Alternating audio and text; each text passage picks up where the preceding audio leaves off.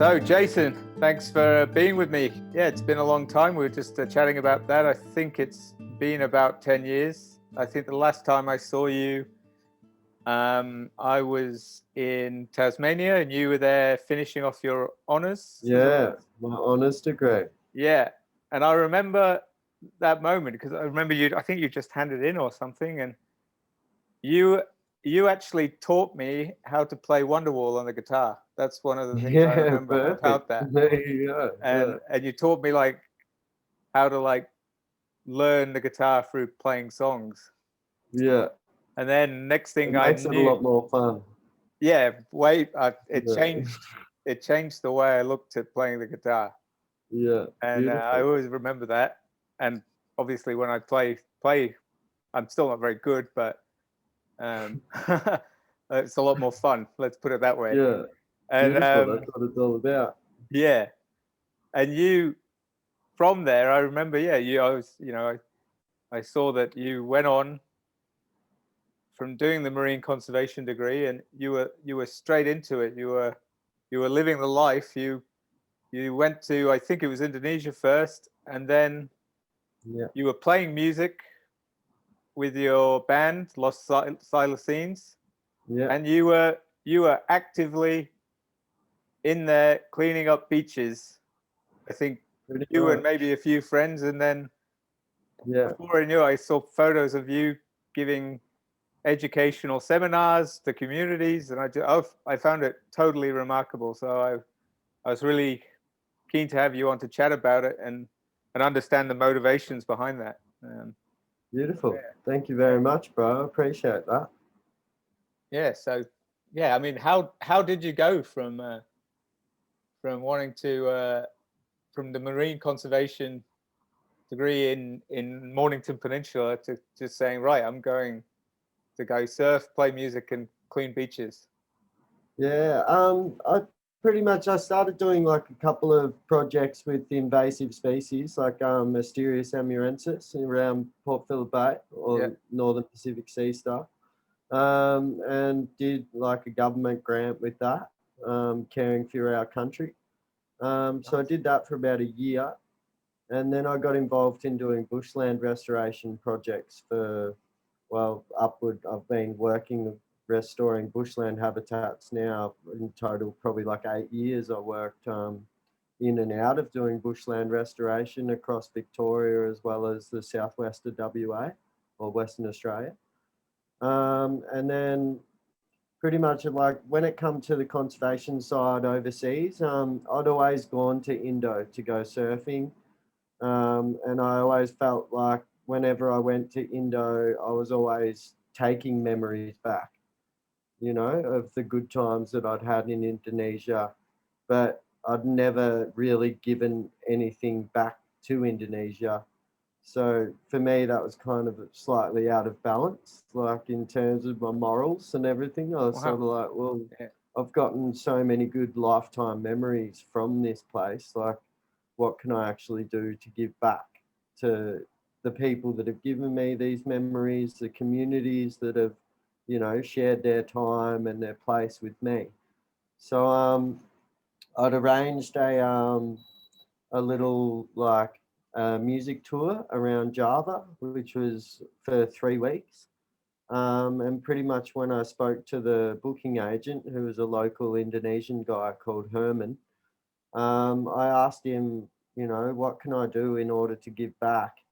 And we sort of got chatting about the different problems and societal problems, community, environmental problems around Indo.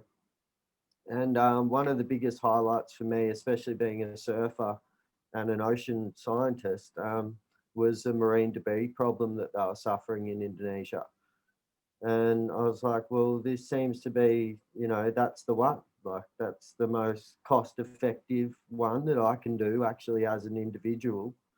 As well as then we can link up like the music tour into the conservation tour, which then become the Crystal Land tours. Pretty much every gig that we did, we arranged to meet up with all of the community at the show and at the gig, and then that would promote the next day's beach cleanup, or the same day beach cleanup, depending on what time the performance was. It seems so sort of natural the way it happened, you know, and I can see that how it's driven by that desire to give back just makes it probably that much easier. Yeah. Not easier to do in a sense to keep motivated. You know, we were like, well, we're here in this town. We're like, let's go and visit the schools. Like, you know, how many school kids can we get in one building at the one point in time while we're in this town, or while we're passing through it, and we're not doing a show, or we're not got anything else important to do. We're just driving around in a tour bus. And I was just like, let's break it up. Like, let's stop at all these different schools. So we're literally just calling up schools, and like on the way through Indo, like all these remote little villages. And we're just like, hey, like, this is the idea. Can we pop in and like do a presentation? And then just arranging meeting up with, whether it be the local military that took care of the local security, or the federal police, or the local police, or the local government, and then arranging the permits that were needed to be done in order for us to go and actually into the school groups and stuff like that. So yeah, a couple of interesting scenarios trying to explain what we're actually doing, why we're doing it, and just the concept of that we're actually volunteering and we're paying to do this. Right. You know, I think sometimes people can have a hard time understanding when someone just wants to do good. It's kind of like, what do you want out of this? Like, what like, kind no. of money are you making out of this? It's like, dude, I'm making none. Like, in fact, it's costing me a couple of $1,000s to do this. And they're like, a couple of $1,000 Australian. And I'm like, yeah, bro. They're like, that's like a whole year's wage for a lot of people over here. Yeah. And I'm like, well, that's why I want to do it. Like, because we have the education tools in our heads. Like, Yeah. and Absolutely. that's free for me, you know, like to give. Like, so why not? Like, yeah, we I think that in part that's what, you know, the idea behind what I'm trying to achieve here is to get this, you know, information out there in a way that is accessible and maybe a little bit fun. But I was talking with the guest I had on last time, and we were talking about sort of how science sometimes can be a little bit exclusive, you know, with the way that the publication system works. And you know, now they've gone to open access, but it's not that, it's fine for that's great for people to see the papers for free. But what people don't actually realize is that the authors are paying quite a large sum to get those papers out there open access. It's like, it costs, you know, I got one paper out, it was about $3,000 we had to pay US to get it out, you know, so we could retain the copyright.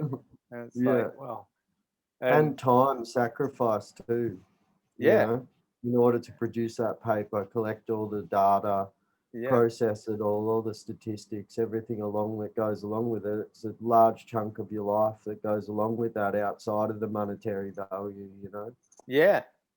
And that's it. I think a lot of people, when you say you're doing a bit of science or a publication, they think, oh, well, you're going to get paid for the publication. It's complete opposite. But there are just so many scientists and people in it working with NGOs and like yourself that are just putting themselves out there because they feel like it's the right thing to do.